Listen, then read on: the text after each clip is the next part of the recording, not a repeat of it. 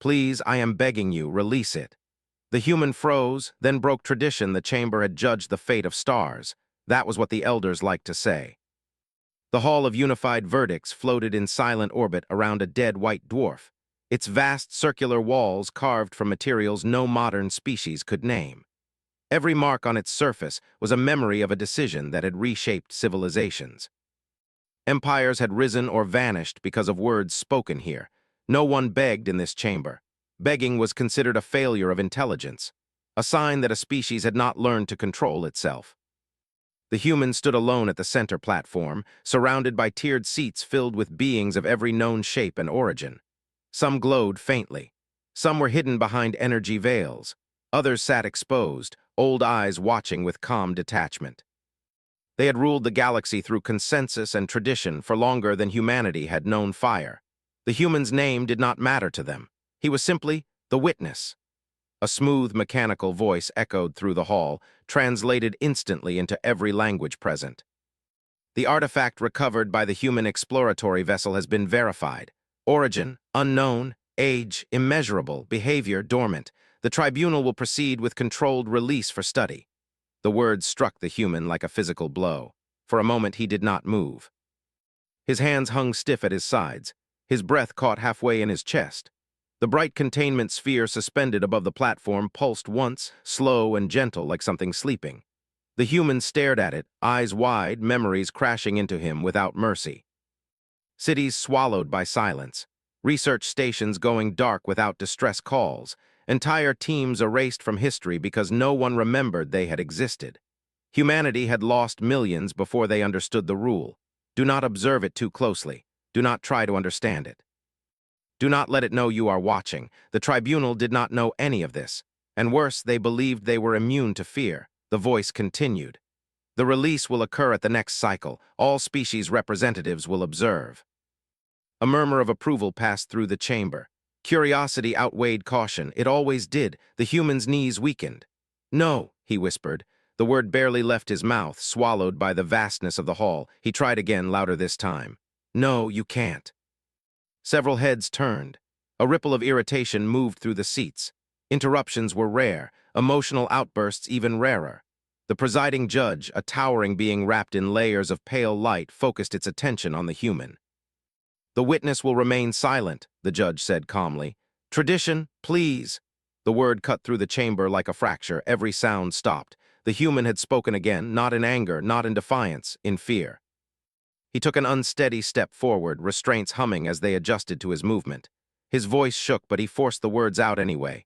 Please, I am begging you, release it nowhere. Not here, not ever. Shock spread openly now. A few delegates leaned toward one another.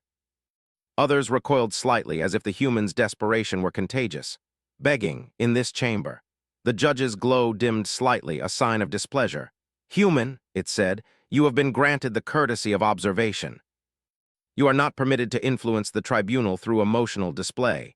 The human swallowed hard. His heart pounded so loud he was sure they could hear it. This isn't emotion, he said. It's experience. A low clicking sound came from one of the elder species, an ancient sound that meant skepticism. You claim knowledge of an object your species did not create, another delegate said. Yet you bring it before us for judgment. Explain the contradiction. The human's hands clenched into fists. Because we ran out of places to hide it, he thought. Because everywhere else someone eventually looks too closely. We didn't bring it to be judged, he said aloud. We brought it because we thought this place was beyond curiosity. Beyond ambition. Several delegates shifted uncomfortably at that. The tribunal exists to understand, the judge replied. Ignorance is the true threat. The human laughed once, short and broken.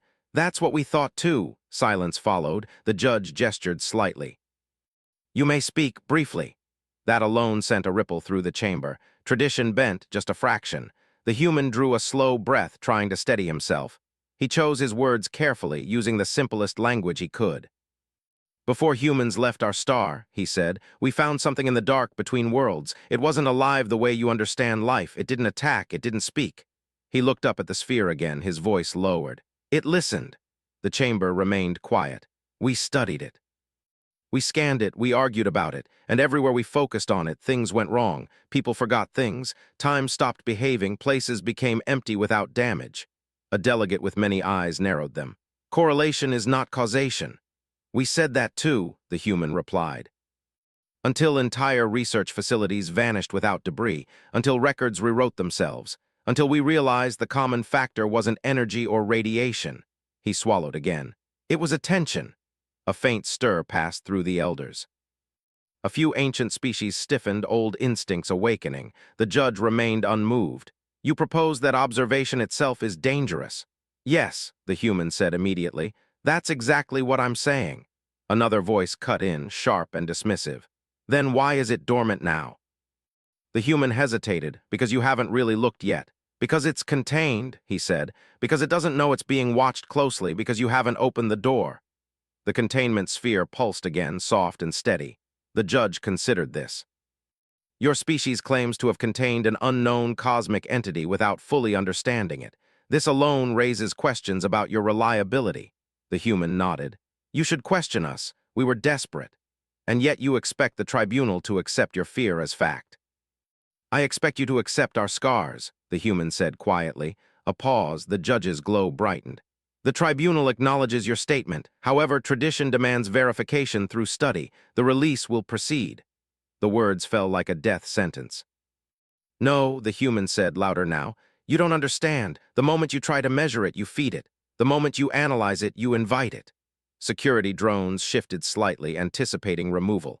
The human felt panic rise, hot and overwhelming. He had known this might happen. Humanity had debated for years whether bringing the artifact here was a mistake. Maybe it already was. He straightened suddenly, lifting his head.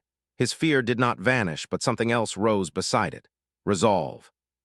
If you open it, he said, voice steadying, you won't just be studying it, you'll be announcing yourselves. Several delegates reacted sharply to that. To what? One demanded. The human met their gaze. To something that notices civilizations the way you notice patterns. And once it notices you, it doesn't let go. The judge raised one limb. Enough! The chamber's lighting shifted subtly, signaling the end of discussion. The witness has spoken beyond allowance. The tribunal has heard enough to proceed. The human felt his chest tighten. You're making a mistake, he said quietly now. One we made already. The judge's voice was final. The release will occur at the next cycle. The witness will be escorted from the chamber. Energy restraints tightened around the human's arms. As security forces moved closer, he looked one last time at the containment sphere. For a brief, terrifying instant, he thought it pulsed faster. As he was led away, he spoke again, not to the judges, but to anyone who would remember. We didn't bring it here to learn from it, he said. We brought it here because we were afraid of it. No one answered. The chamber doors sealed behind him with a sound like the closing of a tomb.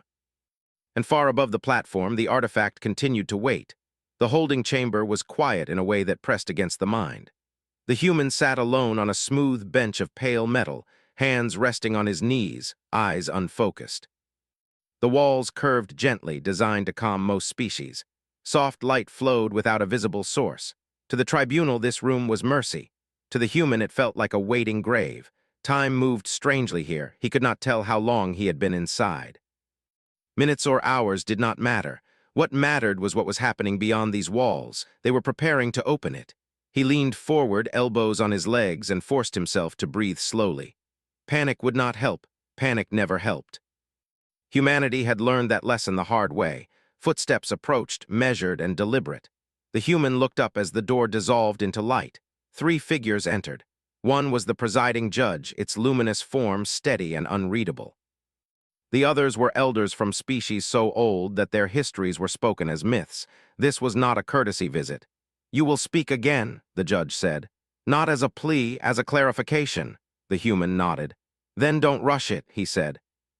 Because once you understand, you won't want to hurry. The elders exchanged silent signals. You claim prior experience with the artifact, one elder said, its voice dry and layered. Yet your species has no record older than a fraction of our own. That's true, the human replied, but experience doesn't require time, it requires survival. The judge's glow dimmed slightly. Explain. The human closed his eyes for a moment. When he opened them, his voice was calm but heavy. When we first found it, he said, We thought it was debris, a relic from something ancient and dead. We brought it back to study like everything else." He paused, choosing simple words. "At first, nothing happened. Sensors showed nothing, no radiation, no movement. So we looked closer." The elder leaned forward. "Define closer." "We added more eyes," the human said. "More minds, more focus. We watched it constantly. We argued about it. We tried to understand its shape, its history, its purpose." He swallowed. "That's when people started forgetting things." The judge remained silent. "Small things at first," the human continued. "Names, dates, procedures everyone knew. We blamed stress. Then equipment started failing without damage. Clocks went out of sync in the same room." He looked directly at the judge now. "Then a research station disappeared." One elder's surface rippled faintly. "Destroyed?" "No," the human said. "Gone, no explosion, no debris, just empty space where it used to be." Silence thickened the room. "We sent a rescue team," the human said. "They never reported back. Later, when we checked the logs, the mission was still listed as pending." The judge's glow flickered. "Data corruption." "That's what we thought," the human agreed. "Until families started asking why no one remembered their relatives." The elders went still. "We discovered something terrifying," the human said softly. "The more attention we gave it, the more it adjusted reality around us, not violently, carefully, like correcting an error." The elder spoke again. "You suggest intent." "No," the human said. "I suggest function, like gravity doesn't intend to kill, but it still pulls." The judge folded its light inward slightly, a sign of contemplation. "You contained it," the judge said. "How?" The human exhaled slowly. "By doing the hardest thing humans have ever done." He met their gaze. "We stopped looking." The elders reacted at once. Confusion, disbelief, even quiet irritation. "That is not containment," one elder said. "That is ignorance." "We thought so too," the human replied. "Until it worked." He leaned back, eyes distant. "We sealed it inside layers of isolation fields designed not to measure, not to observe, not to analyze. We removed cameras. We limited access. Only a few people ever went near it, and even then they were trained not to think about it." The judge's light pulsed once. "You are suggesting thought itself is a trigger." "Yes," the human said. "Focused thought, curiosity, analysis, attention." The elders exchanged silent signals again, faster this time. "And yet," the judge said, "you brought it here." The human's jaw tightened. "Because we started failing," he said. "Humans don't do well with forever rules. Someone always wants to know more. Someone always thinks they can handle it better." He looked down at his hands. "We realized one day that we were guarding something none of us fully understood, with systems that depended on human discipline. That scared us more than the thing itself." The judge said nothing. "So we chose a place we believed would respect restraint," the human continued. "A place ruled by tradition, a place that values control over curiosity." He looked up again. "We were wrong." The room was silent for a long moment. Finally, one elder spoke, voice quieter than before. "If your claims are true, why has the artifact remained dormant here?" The human did not hesitate. "Because you haven't truly begun yet." The judge's glow sharpened. "Explain." "Right now," the human said, "you see it as an object, something to be examined later. Your focus is divided. But when you open it, when you gather every sensor and mind in that chamber, you'll be doing exactly what feeds it." The elder shifted uneasily. "This is speculation." "It's pattern," the human replied, "and humans are very good at recognizing patterns that almost wiped us out." The judge turned slightly, considering.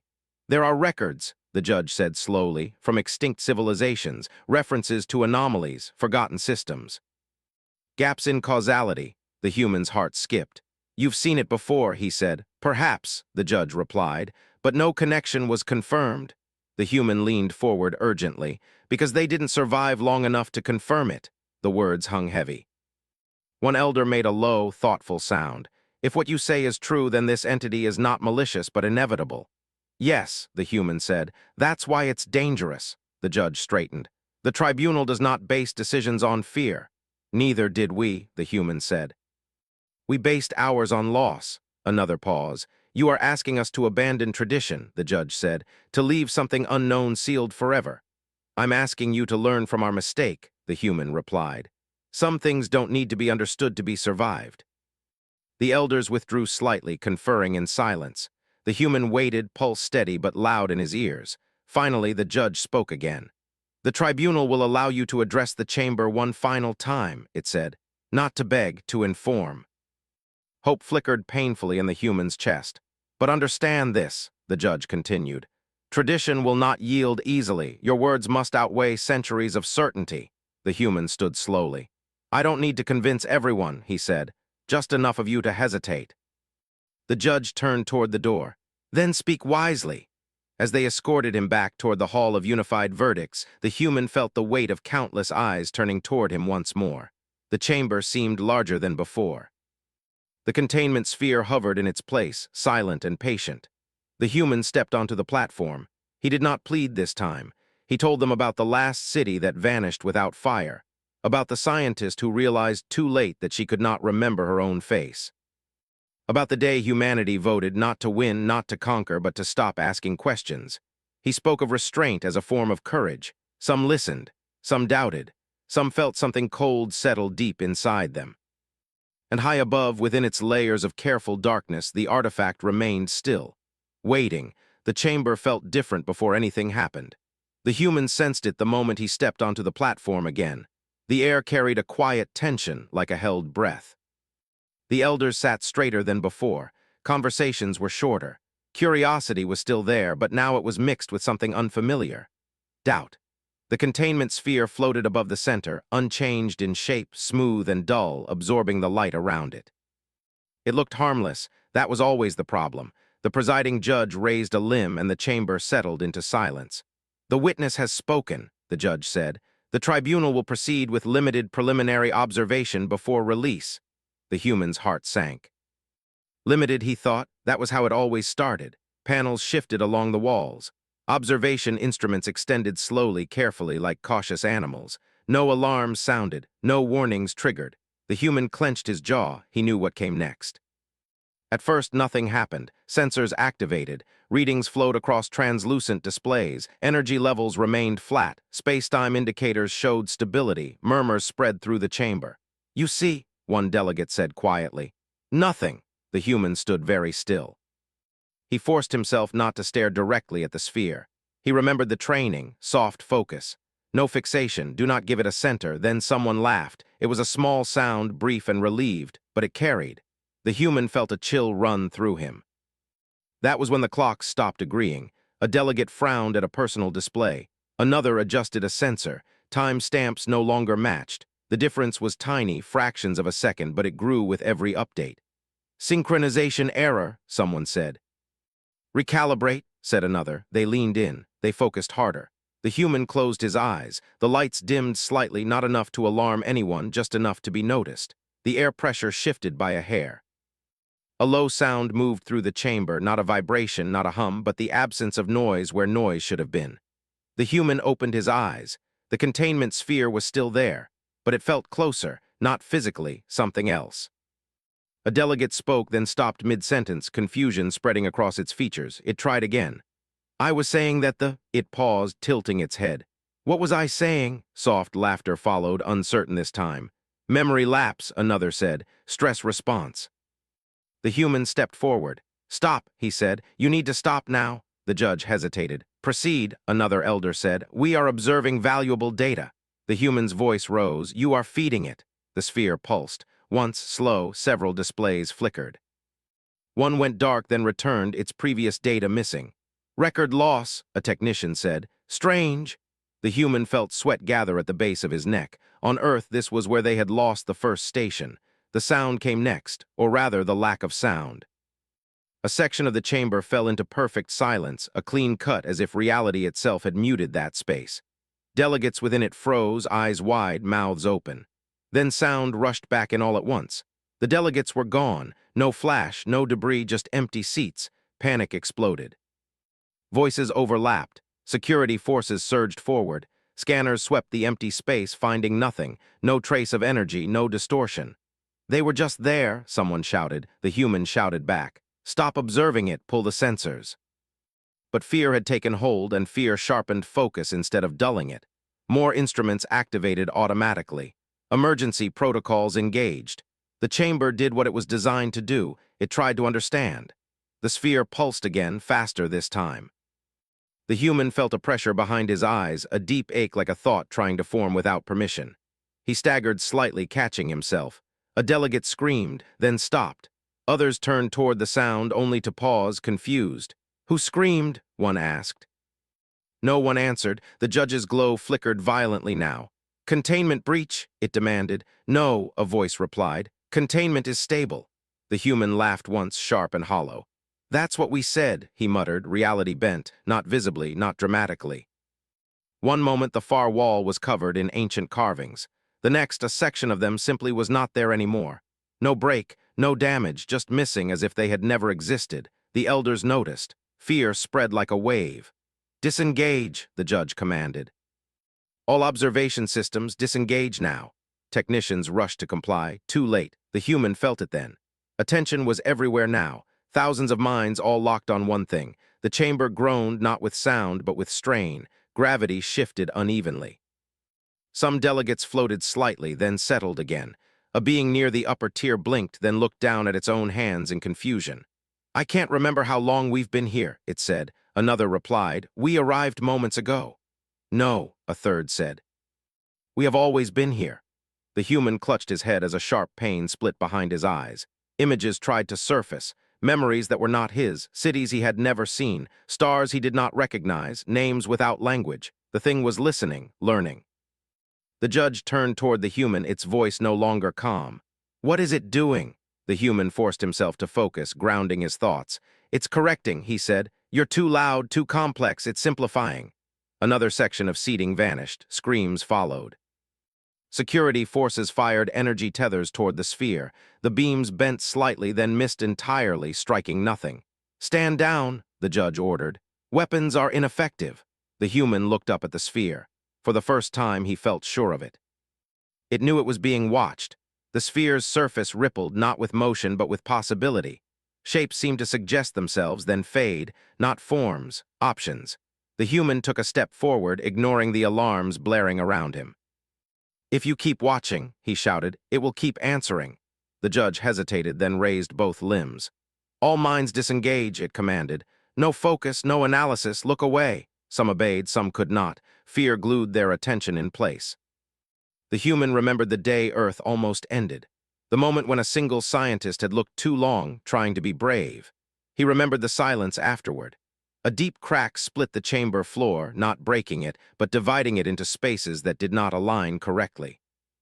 You could see the gap and yet not measure it. Delegates fell, some caught themselves, some never hit anything. The human felt tears burn in his eyes, but he did not let them fall. "Please," he whispered, not to the tribunal now, but to the universe itself. "Stop looking." The judge's voice shook. "We are losing cohesion." "Yes," the human said, "that's how it starts." Suddenly, one of the eldest beings spoke, its ancient voice trembling. "This matches," it said. "Old records, lost sectors, we dismissed them." The judge turned toward it. "Why was this not shared?" "We did not remember," the elder replied. The chamber shook again. Time stuttered. For a brief instant, the human saw the chamber empty, ruined, abandoned. Then it snapped back. The sphere pulsed rapidly now, like a heartbeat accelerating. The human felt something brush his mind, not a voice. A question. He screamed and dropped to his knees, clutching his head as images flooded him. Stars folding, thoughts collapsing, attention shaping reality. The thing did not hate them, it simply responded. The judge's glow dimmed to a flicker. "We must act," it said. The human looked up, eyes wild but clear. "There is only one thing left," he said, "and you're not going to like it." The judge stared at him. "What?" The human stood slowly, pain etched into every movement. "We stop being observers," he said, "or we stop being here." The chamber trembled again, harder this time, and somewhere in a way no sensor could record, the thing listened closer. The chamber was coming apart, not in pieces, but in meaning. Walls still stood. Seats still hovered, lights still glowed, yet nothing felt certain anymore. Distance felt unreliable. Time felt thin, like it could tear if pulled too hard. The human stood at the center platform, breathing hard, head pounding. Every instinct told him to run, but there was nowhere to go that mattered. The thing was not contained by walls. It was contained by rules, and those rules were breaking. The presiding judge floated closer, its light dim and unstable. Around it, elders struggled to maintain focus. Some stared at nothing. Others whispered fragments of memories that did not belong together. You said there was one thing left, the judge said. Speak. The human wiped sweat from his face. His hands shook, but his eyes were clear. Humans built a final option, he said, something we hoped we would never use. Several delegates turned toward him sharply. You concealed technology from the tribunal, one accused. Yes, the human replied without hesitation. Because if we didn't, someone would want to study it. The chamber trembled again. Another section of the far wall faded, replaced by empty darkness that did not reflect light. The human took a slow breath. We learned something important, he said. The thing doesn't attack matter. It responds to attention. It exists where observation exists. The judge nodded weakly. You have said this. So we asked a question, the human continued. What happens if there is nothing to observe with? Confusion rippled through the remaining delegates. You mean blindness? One asked. No, the human said. Worse. He reached up and touched the thin band around his wrist. It looked simple, decorative. It was neither. This chamber, he said, is about to become invisible.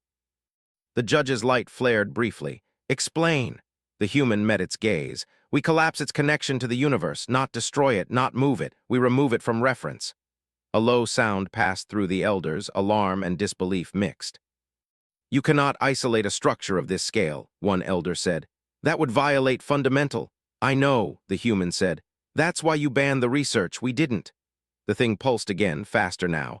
The human felt the pressure behind his eyes return, sharper this time.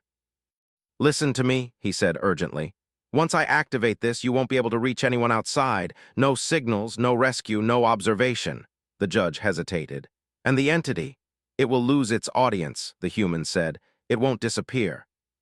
But it won't be able to respond to you. Another tremor shook the chamber. A delegate screamed, then vanished mid-sound. The judge made its decision. Do it, it said. The human nodded once. He pressed the band. There was no explosion, no flash. Instead, the universe stepped back. The stars outside the chamber dimmed, then slid away like reflections on water. The sense of direction vanished. Up and down lost meaning. A heavy silence fell, deeper than before. Several delegates cried out in panic. What have you done? One shouted. The human staggered as the feedback hit him. Blood trickled from his nose. He forced himself to stay standing. We are no longer being observed, he said, and neither is it. The containment sphere pulsed wildly, then slowed. For the first time since it had been brought here, it did not feel closer. It felt distant. The pressure in the human's mind eased slightly. The screaming inside his thoughts faded to a dull ache. The judge floated unsteadily. Our systems are failing. Yes, the human said. They depend on reference points. We removed them. Around the chamber, displays went dark. Communications fell silent. The elders were alone with themselves, with no outside frame of reality to anchor them. Fear spread again, but it was different now, quieter, more controlled. The thing pulsed once more, then stopped. The human let out a shaky breath. It can't hear us clearly anymore, he said. Not like this.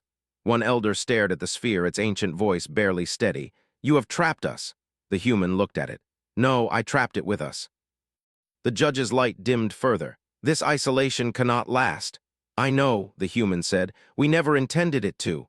Another tremor ran through the chamber, but weaker this time. The cracks in reality stopped spreading. What happens when we reconnect? The judge asked. The human did not answer right away. When we reconnect, he said finally, it has to be sealed again properly, and everyone needs to forget where it is. Several delegates reacted sharply. Forget, one repeated. Impossible. The human shook his head. We've done it before. The judge understood then. You altered your own records, it said slowly. Yes, the human replied. We erased maps, destroyed data, we made sure no single group knew everything. The judge was silent for a long moment. You are dangerous, it said at last. The human gave a tired smile. We know. The isolation field strained. The human could feel it through the band, a deep vibration like a muscle nearing exhaustion. We don't have long, he said. Decide. The elders gathered, their silent communication slower now, weighed down by fear and realization.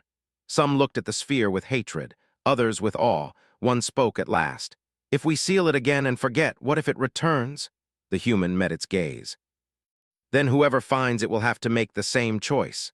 The judge floated closer to the sphere. Carefully, it did not focus too hard. We believed knowledge was always the answer, it said quietly. We were wrong. The human nodded. Sometimes survival is.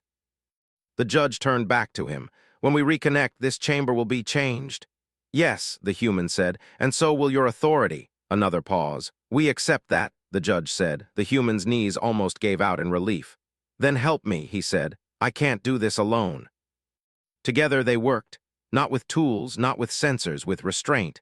They dimmed the lights, shut down systems manually, ordered all delegates to avert their gaze, to empty their thoughts, to focus on nothing. It was harder than any battle. The human slumped against the platform as the pain in his head slowly faded. The thing pulsed faintly, sluggish now, like a starved echo. The band on his wrist burned hot. We're ready, the judge said. The human nodded weakly. Then remember this moment, he said. Because you won't remember anything else. He triggered the final sequence. Reality rushed back in. Stars snapped into place. Time slammed forward. Systems rebooted violently. The chamber shook but held. The containment sphere was sealed again, deeper than before, wrapped in layers designed not to measure, not to think, not to notice. Delegates collapsed, exhausted. Some cried. Some stared at nothing, memories already slipping. The human fell to his knees, gasping. The judge hovered above him, dim but stable. It is done, it said. Yes, the human whispered. For now. As medics rushed toward him, the human allowed himself to rest for the first time since entering the chamber. Somewhere beyond attention, beyond thought, the thing waited. And for the moment the universe was quiet again. The universe did not notice the moment it ended. There was no grand announcement, no shockwave of light, no final scream carried across the stars. When the Hall of Unified Verdicts reconnected fully to reality, existence simply continued, unaware of how close it had come to losing meaning itself. Inside the chamber, everything felt slower. Delegates lay scattered across their seats or the floor, exhausted beyond words. Some breathed heavily. Others stared into space, eyes unfocused, memories already thinning like mist in sunlight. Systems flickered back to life one by one, cautiously, as if afraid of what they might see. The containment sphere floated at the center, darker than before. Not damaged, not broken, just quieter. The human lay on his side near the central platform, chest rising and falling unevenly.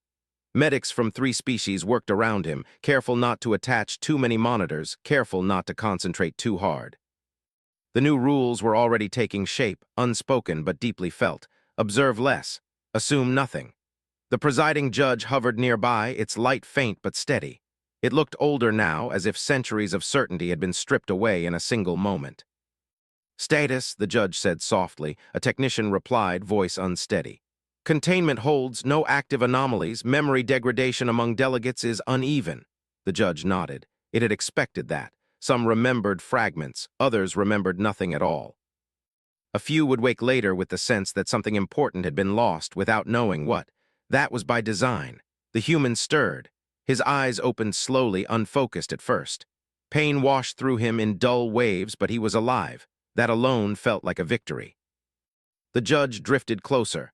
You remain with us, it said. The human managed a weak smile. That's usually how it ends, he murmured. Medics helped him sit up. His head throbbed, but the pressure was gone. The screaming silence that had lived behind his thoughts for so long was finally quiet. He looked around the chamber. How many? He asked. The judge hesitated. Gone, fewer than feared, enough.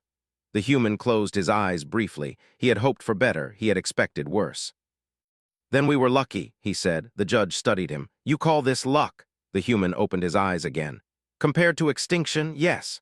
Silence followed. Across the chamber, delegates slowly began to rise. Confusion spread as they took in the damage that wasn't damage. Missing sections of wall, empty seats that felt important but meaningless, records that did not match memory, arguments started then faded as exhaustion won. What happened? One delegate demanded. We convened, another replied. There was an artifact. What artifact? No one answered. The judge raised its presence gently, not commanding but guiding. The session is concluded, it said. All delegates will return to their territories. Recovery protocols are in effect. No one objected. Tradition had ruled the tribunal for ages beyond count. Today, tradition had nearly ended everything. No one was eager to test it again. As the chamber slowly cleared, the human was helped to his feet. He leaned heavily on one medic, legs shaking. Am I in trouble? He asked quietly. The judge heard him. Yes, it said honestly. The human nodded. Fair. You concealed prohibited technology. You altered the structure of reality within a sanctioned space. You endangered the tribunal. The human looked up at it. And I stopped it from listening. The judge did not argue. You have changed how the galaxy sees your species, it said. The human gave a tired laugh. That was going to happen sooner or later. The judge considered him for a long moment. Humanity will not be punished, it said at last. The human blinked. What? You will be watched, the judge corrected. From a distance, carefully, the human sighed. That's better than being erased. Barely, the judge replied. They moved together toward the exit, the containment sphere left alone in the dim center of the hall. Its presence was muted now, wrapped in layers of deliberate neglect. Before leaving, the human stopped. Promise me something, he said. The judge turned. Bury it, the human said. Not just physically, in policy, in memory, make curiosity expensive. The judge's light flickered softly. It already is. The human nodded and allowed himself to be led away. Days later, the galaxy struggled to explain what had changed. Trade routes remained. Wars continued. Stars burned as they always had. But something subtle had shifted in the way species spoke to one another. Ancient archives were reviewed and then quietly sealed. Explorers hesitated where they once rushed forward. When strange readings appeared at the edge of sensors, the first response was no longer excitement. It was caution. On worlds that had never heard of Earth, old myths were re-examined, stories of vanished systems, of places no one remembered traveling to. Of warnings passed down without context, patterns emerged, and at the center of many of them was a simple truth. Someone had looked too closely. Humanity's reputation changed. They were no longer the reckless newcomers who survived through stubborn luck. They were something else now, the ones who had seen the cost of curiosity and paid it willingly. The wardens. The human recovered slowly. He was given a quiet room aboard a neutral station, far from the tribunal and farther still from the artifact. He spent long hours staring out at the stars, letting his thoughts drift without focus. That was the hardest part. A visitor came one cycle later, the judge. I am told you requested this, it said. The human nodded. I wanted to make sure. Of what? That you'll forget, the human said. The judge's light dimmed slightly. Some of us already have. Good, the human replied. Then it's working. The judge hesitated. And you? The human smiled faintly. I don't get to forget, that's part of the job. The judge studied him. Why did your species choose restraint, it asked, when others chose understanding? The human thought for a long moment. Because we're good at breaking things, he said, and one day we realized that some things break back. The judge accepted that. When it left, it carried no records, no data, only a fading impression that something important should not be discussed. Years passed. The Hall of Unified Verdicts remained, but it was never the same. Decisions were slower. Debates included a new phrase, spoken quietly but seriously. We should not look too hard. Human advisors were invited, not as leaders, but as reminders. When humans said no, it carried weight, because they were the species that had frozen in fear. And then broken tradition to save everyone else. Far beyond the reach of maps and memory, wrapped in layers of deliberate neglect, something waited. It was not angry. It was not patient. It simply existed. And for the first time in a very long while, the universe had learned how to stay quiet. That was humanity's greatest victory.